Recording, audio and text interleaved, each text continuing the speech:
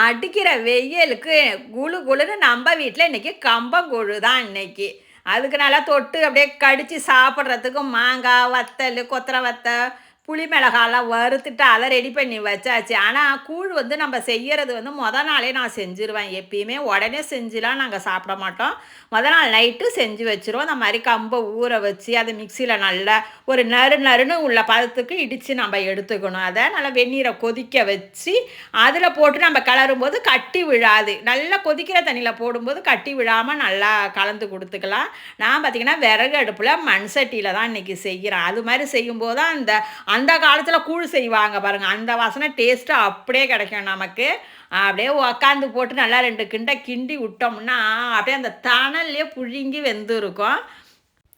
இனிமேல்லாம் வெயில் வேறு ஜாஸ்தியாக ஆகிட்டே போகுதா, இனிமேலுக்கு பார்த்தீங்கன்னா ஒரு வாரத்துக்கு ஒரு 2 நாள் கூழ் எடுத்துக்கலாம். டெய்லி எடுத்துக்கிறவங்க எடுத்துக்கலாம், சில பேர் சாப்பிட மாட்டாங்க. இருந்தாலும் நம்ம மாதிரி 2 நாளாவது எடுத்துக்கணுங்க, கட்டாயம் எடுத்துக்கணும் இந்த மாதிரி கூழ் ஐட்டம்லாம்.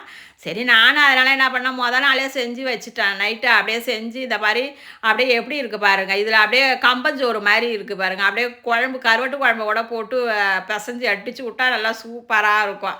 அப்படியே இதில் பார்த்திங்கன்னா கொஞ்சம் உப்பு மோரை நல்லா சிலிப்பிட்டு அதுக்கப்புறம் சேர்த்து நம்ம கையாலேயே கலக்கணுங்க. கையால் கலக்கும்போது தான் அதோட டேஸ்ட்டே நல்லாயிருக்கும், கரண்டி போட்டு கலக்கிறத விட.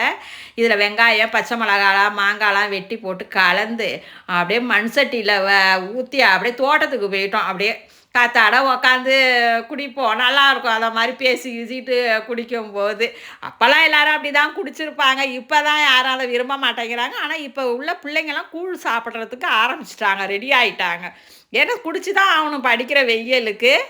அதனால தான் நானும் பார்த்தேன், சரி நம்மளும் கூழை செஞ்சுருவோம். இன்னொரு நாளைக்கு ராகி கூழ் செய்கிறோம்மா. அதை விட சோளக்கூழ் வந்து சூப்பராக இருக்குங்க. எல்லாத்த விட சோளக்கூழ் வந்து அவ்வளோ அருமையாக இருக்கும். நம்ம வந்து குடிக்கிறதுக்கு டேஸ்ட்டாக அவ்வளோ சூப்பராக இருக்கும்.